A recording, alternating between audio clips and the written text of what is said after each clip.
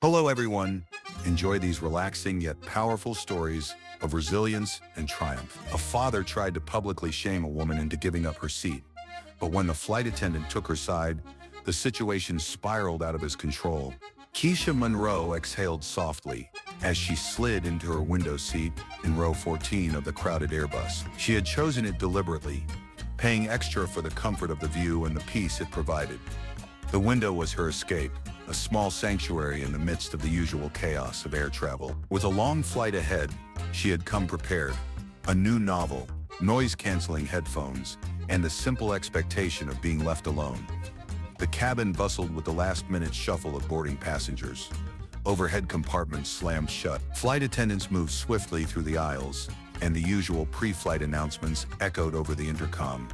Kesha adjusted her seatbelt and thumbed through the first few pages of her book, letting the hum of conversation around her fade into the background. She barely registered the father and child making their way down the aisle until they stopped right beside her. A deep voice cut through her concentration, firm, expectant, a command masked as a request. "Excuse me, I need you to move." Kesha blinked, looking up. The man towering over her was middle-aged, well-dressed, and visibly impatient. His salt and pepper hair was neatly combed, his expensive wristwatch gleamed under the fluorescent lights, and the way he held himself radiated entitlement, as if he were used to getting his way without question. Beside him stood a small girl, no older than 6, clutching a stuffed rabbit against her chest. She had wide, nervous eyes and fidgeted with the hem of her sweater, avoiding Kesha's gaze. Kesha hesitated. "I'm sorry," the man sighed, as if explaining something obvious. He gestured toward the empty aisle seat next to her. "My daughter needs the window seat. She gets anxious during flights," he said, his tone leaving no room for negotiation. Kesha's brows lifted slightly. She shifted her gaze between the man and the child. "I'm sorry," she said, keeping her voice even but firm. "I paid for this seat." For a brief moment, Richard Aldridge, she remembered his name from the frequent flyer tag pinned to his carry-on, looked genuinely surprised, as if the idea of someone telling him no was an entirely foreign concept. Then his expression hardened. "She's a child," he repeated, slower this time, as if Kesha hadn't understood him the first time. "Surely you understand." Kesha pressed her lips together. She understood just fine. She understood that a grown man who could afford a Rolex and a first-class leather briefcase had somehow failed to plan ahead for his daughter's needs. She understood that he assumed she would accommodate him without question. And she understood that if she had been anyone else, a different age, a different race, his approach might have been different. Still, she kept her voice calm. "I do understand," she said, "but I also paid for my seat. If it was that important, you should have booked accordingly." Richard's lips curled into a tight, humorless smile. "Unbelievable," he muttered, shaking his head. Then louder, ensuring the people around them could hear. "A calculated move meant to paint her as the problem," he said. "This is what's wrong with people today. No basic decency." The words hung in the air like a challenge. Nearby passengers shifted uncomfortably, some turning their heads. A few stole quick glances at Kesha, their expressions a mix of curiosity and awkwardness. Kesha felt the heat rise in her face. She knew exactly what he was doing, and it made her stomach tighten. But before she could respond, a shadow moved into the aisle beside them. A flight attendant had arrived, but what happened next would catch everyone off guard. The flight attendant, a woman in her late 40s with sharp eyes and a no-nonsense air, stopped beside them. Her navy blue uniform was perfectly pressed, her name tag reading Sandra Wallace. She glanced between Kesha and the man standing stiffly beside her, taking in the tension like a seasoned referee stepping into a brewing fight. "Is there a problem here?" she asked, her voice calm but firm. Before Kesha could speak, Richard Aldridge jumped in. "Yes," he said, crossing his arms. "This woman won't give up her seat for my daughter." Sandra's eyebrows lifted slightly, as if she was waiting for him to continue with the actual issue. Richard sighed dramatically, then motioned toward the little girl. "She gets anxious during flights. She needs the window seat. I asked this young lady to switch, but she refused." Kesha watched Sandra closely, searching for any sign of bias or deference. Flight attendants had a difficult job, balancing customer satisfaction with airline policies, and sometimes that meant bending to the demands of the loudest passenger. But Sandra didn't look impressed. Her eyes flicked to Kesha. "You booked this seat?" Kesha nodded. Yeah, if you believe Kesha made the right choice, go ahead and like this video, and hit subscribe to follow RVM Black Struggles for more real thought-provoking stories like this. And hey, if this story hit a nerve, drop a comment, type 1 if you agree with Kesha, 0 if you don't, and if you're not sure, just subscribe and stick around for more.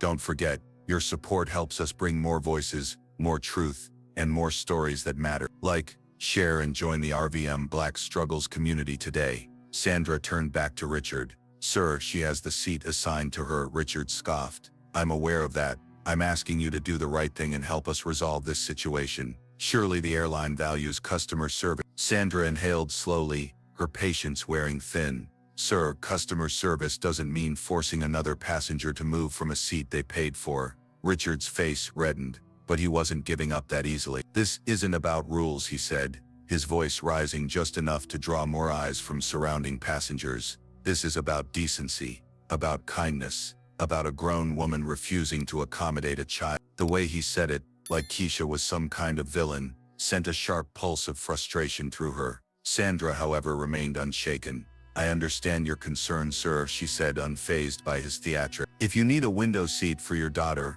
I'd be happy to check if there are any open ones available, but I won't ask another passenger to move from their assigned seat. Richard's jaw clenched. He turned to Kesha, eyes narrowing. You really won't move for a child? Kesha met his gaze, her voice even but unwavering. I paid for this seat, she repeated. I'm staying in it. Richard let out a short, humorless laugh, shaking his head. Then, looking around at the other passengers, he raised his voice. Can you believe that? He said to no one in particular. A full-grown woman refusing to switch seats with a little girl. Murmurs spread through the cabin. Some passengers avoided eye contact, clearly not wanting to get involved. Others watched with interest, waiting to see how things would unfold. Kesha felt a wave of discomfort settle over her, not because she doubted her decision, but because this was exactly how people like Richard operated. He wasn't just trying to get a seat, he was trying to shame her into submission.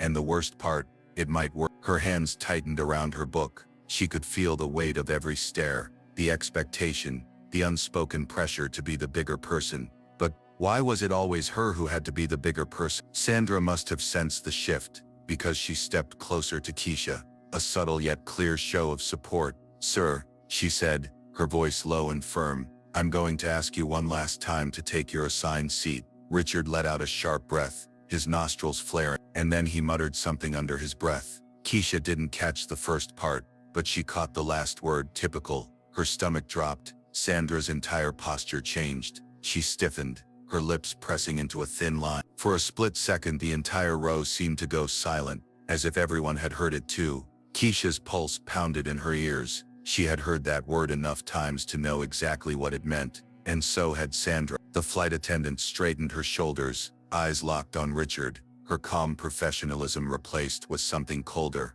I'd advise you to be very careful with what you're implying, she said, her voice steely. The energy in the cabin shifted. The murmurs turned into whispers. But before anything else could be said, another voice entered the conversation, one that would change everything. A voice from the row behind them cut through the tension. She said she paid for her seat. A man spoke up, his tone even but firm. Kesha turned slightly, catching a glimpse of the speaker. He was middle-aged, wearing a dark green hoodie and wire-rimmed glasses, sitting in an aisle seat, with his arms crossed. He wasn't looking at Richard. He was looking at Sandra, as if expecting her to shut this down once and for all. Sandra nodded slightly, acknowledging the support, but keeping her focus on Richard. Sir, I'm going to need you to lower your voice, she said. Richard exhaled sharply, shaking his head like he couldn't believe what was happening. He turned his frustration toward the growing audience. This is ridiculous, he said, gesturing around as if looking for allies.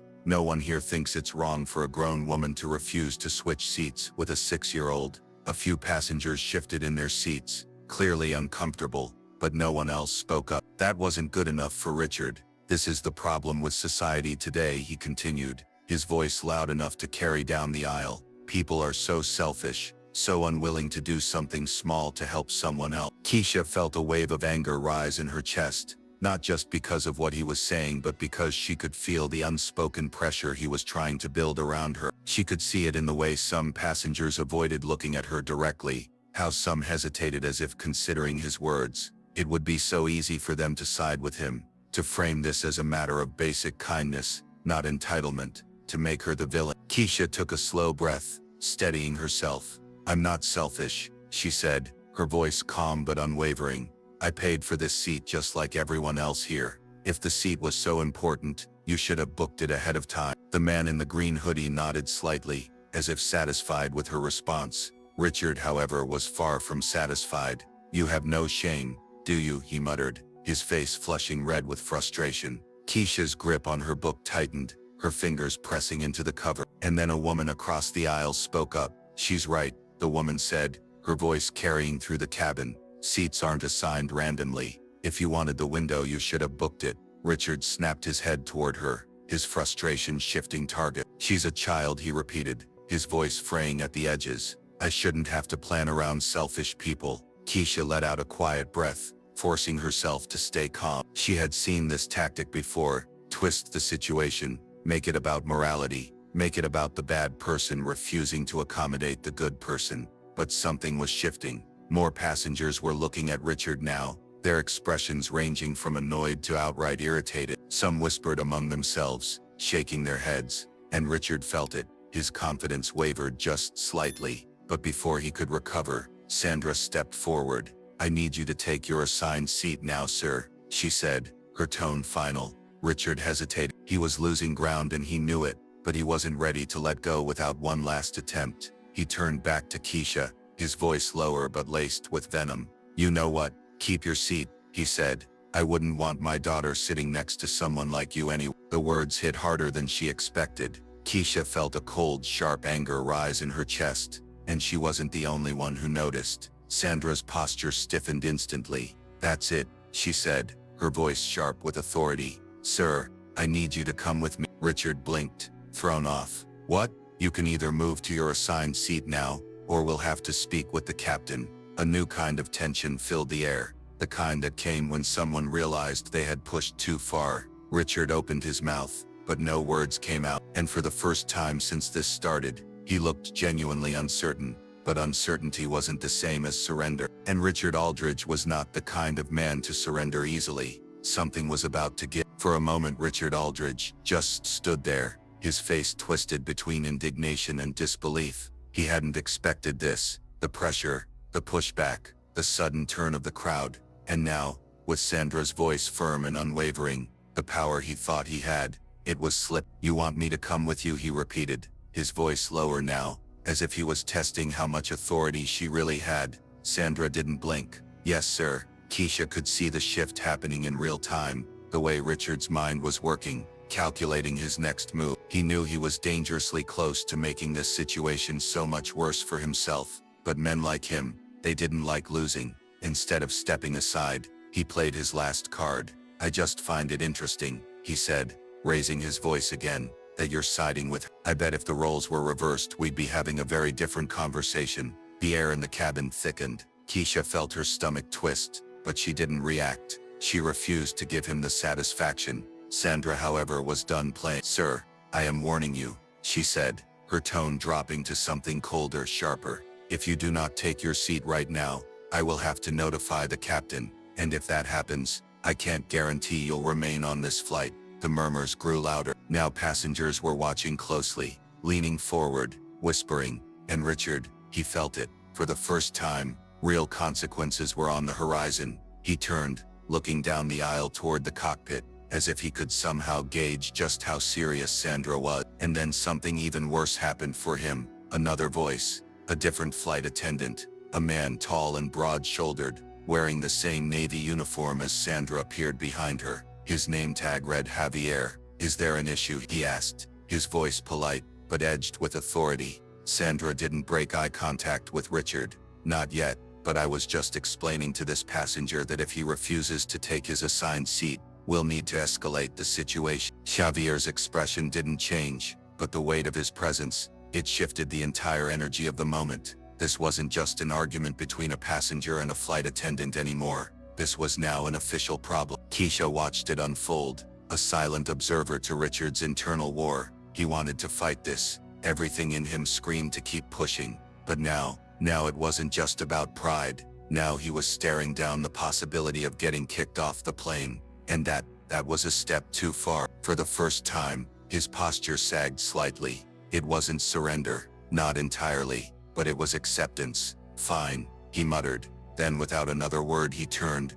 gripping his daughter's hand a little too tightly, and stomped down the aisle to his seat. A few passengers let out small sighs of relief. Others shook their heads, exchanging knowing glances. Sandra exhaled slowly, composing herself, before turning back to Kesha. "I'm sorry about that," she said, her voice gentler now. Kesha gave her a small appreciative nod. "Not your fault." Sandra hesitated for just a second, then added, "If he bothers you again, let me know immediately." Kesha nodded again. Sandra and Javier stepped away, disappearing toward the front of the plane. For the first time since this started, Kesha felt her body relax slightly. But just as she was about to settle back into her book, a voice from across the aisle caught her attention. "You handled that well," the woman in the ponytail said, offering a small knowing smile. Kesha let out a short breath, somewhere between a chuckle and a sigh. "I get," but the woman shook her head. "No, seriously. A lot of people would have just moved to avoid the hassle.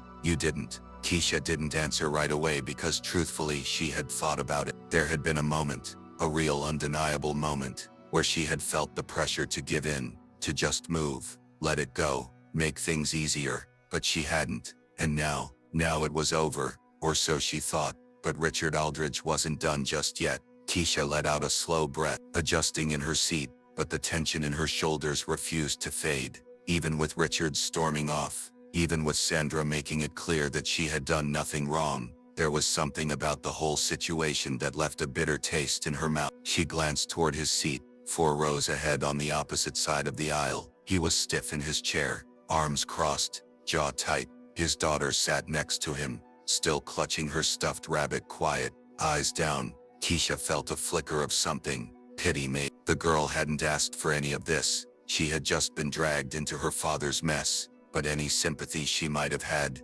vanished the second Richard turned his head, caught her gaze, and sneered. He mouthed something. Kesha didn't hear it, but she didn't have to. She knew the tone, knew the look, a sharp dismissive shake of his head, like she was beneath him, like she was the problem. She turned back toward the window, gripping the armrest. She wasn't going to let him get to her. She refused. But then he did something she didn't expect. Richard stood up. Passengers in his row glanced up, confused. A flight attendant near the front immediately took notice. "Sir, I need you to remain seated," she said, stepping toward him. Richard didn't listen. He walked right past her down the aisle, toward Kesha. The shift in energy was instantaneous. Passengers turned their heads, eyes tracked him. Sandra, who had been helping an elderly couple with their luggage, stiffened the second she saw him approaching. Kesha didn't move, didn't react, but her pulse kicked up, fast and sharp. What the hell was he doing?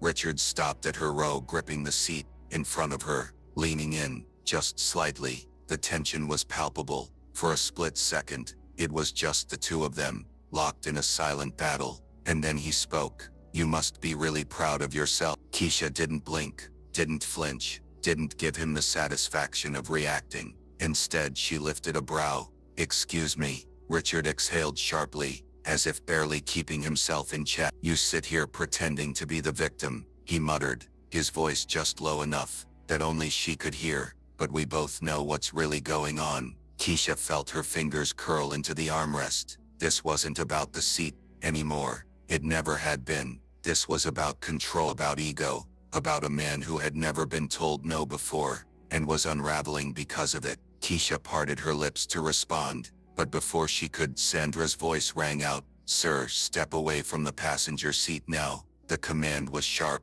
final. Richard didn't move for a moment. Kesha thought he was going to push it further, escalate it to something worse. But then Javier appeared again, and this time, he wasn't asking. "Sir, if you don't return to your seat immediately, we'll have no choice but to remove you from the aircraft." A collective hush settled over the cabin. Kesha could feel the weight of every single passenger's stare. This wasn't just an argument anymore. This was a scene. Richard's face burned red. For a second he looked like he was about to argue, chest rising, lips parting. But then he made a decision. With one last glare at Kesha, he muttered, "You're unbelievable." Then he turned on his heel and stormed back to his seat. Javier watched him the entire way. Sandra exhaled. "Are you okay?" Kesha finally let out a breath she hadn't realized she was holding. "I'm fine," she said, even though her hands were still tense. Sandra nodded once, then exchanged a look with Javier. And then, just as Javier reached for his radio, Richard made one final mistake. He muttered something, not loud enough for the whole plane, not loud enough for the passengers in front of him, but loud enough for Sandra and Javier to hear, loud enough for Kesha to catch the sharp inhale. Sandra took the way. Javier's expression shifted instantly. Kesha knew. Javier didn't even hesitate. He raised his radio to his mouth. "Captain, we have a situation." And just like that, Richard Aldridge's flight was over before it even began. The tension inside the cabin thickened to the point of suffocation. Passengers stopped whispering. Some leaned forward in their seats. Others craned their necks to see what would happen next. Javier's radio crackled. "Copy that. Hold him at the front until we can coordinate with ground staff." Kesha's heart pounded. Sandra and Javier moved quickly, stepping toward Richard, who was still rigid in his seat, eyes locked straight ahead, as if refusing to acknowledge what was happening. "Sir," Javier said, his voice calm but unyielding, "I need you to collect your belongings and step into the jet bridge." Richard didn't respond. "Sir," Sandra tried, giving him one last chance to cooperate. Nothing. Passengers exchanged uncertain glances. The little girl beside him clutched her stuffed rabbit, her eyes darting from her father to the flight attendants. Kesha felt something stir in her chest. Not sympathy, not pity, but exhaustion. It should have never gotten this far. A seat. It was just a seat. And yet, because one man refused to accept being told no, it had escalated into this. Javier leaned in. "Mr. Aldridge, if you refuse to comply, we will be forced to call security." That did it. Richard sucked in a sharp breath, his hands gripping the armrest so tightly, his knuckles turned white. Then slowly, painfully slowly, he unbuckled his seatbelt. He stood, jaw tight, shoulders stiff with humiliation. "Let's go," Javier said, stepping aside to let him pass. Richard took one step forward, then hesitated, and for a moment, just a split second, Kesha thought he was about to turn and say something to her, but then he just shook his head and walked away. Passengers watched in silence as he was escorted to the front of the plane. Kesha let out a breath she hadn't realized she was holding. Sandra lingered for a second longer. "If you need anything, let us know." Kesha nodded. "Thank you." Then the flight attendant turned and followed Javier toward the front. The murmurs started. As soon as they were gone, passengers whispered to each other, some shaking their heads, some muttering things Kesha couldn't quite make out. But then a voice from across the aisle spoke up. "About time," the woman with the ponytail muttered, shaking her head. A man in the row behind her let out a low chuckle. He had that coming. A few others nodded in agreement. But Kesha, she just turned back toward her window, letting the moment sink in. She wasn't proud of what happened. She wasn't happy about it either. She was just tired, because she knew, if she had reacted any differently, if she had raised her voice, if she had done anything other than sit quietly and hold her ground, this story might have ended very, very differently. That was the part that stung the most. And yet, despite it all, despite the stress, the confrontation, the humiliation Richard had tried to force upon her, she didn't regret a thing, because in the end, she hadn't moved, and that was enough. This story isn't just about a man who lost his temper over a seat. It's about power, about ego, about how some people will do anything to avoid being told no, and for people like Kesha, saying no, standing firm, refusing to shrink, refusing to give in to pressure, can sometimes feel like an act of defiance, but it should, because respect isn't optional, it isn't up for negotiation, and sometimes, the most powerful thing you can do is stay right where you are. Life is full of moments where you'll be challenged, not just by difficult situations, but by the way people perceive you, test your boundaries, or try to make you feel small for standing firm in your truth. Kesha's story on that airplane isn't just about a seat. It's about what happens when someone chooses to stand their ground, in a world that often expects them to stay quiet, especially when they're a woman. or a person of color. In your life, you may come across situations where you're pressured to give up something you've rightfully earned, to make others feel comfortable, or to avoid conflict at the expense of your own peace. The lesson here is that your boundaries are valid, and you don't have to justify them to anyone who tries to manipulate, shame, or intimidate you into surrendering. Like Kesha, you may not raise your voice or make a scene, but your quiet strength, your refusal to be moved when it matters most, is its own kind of power. The world may label it defiance, but really it's dignity. This story reminds us that people will often disguise entitlement as righteousness, and when they lose control or don't get their way, they'll shift blame to make you look like the problem. Don't take that bait. Trust your gut.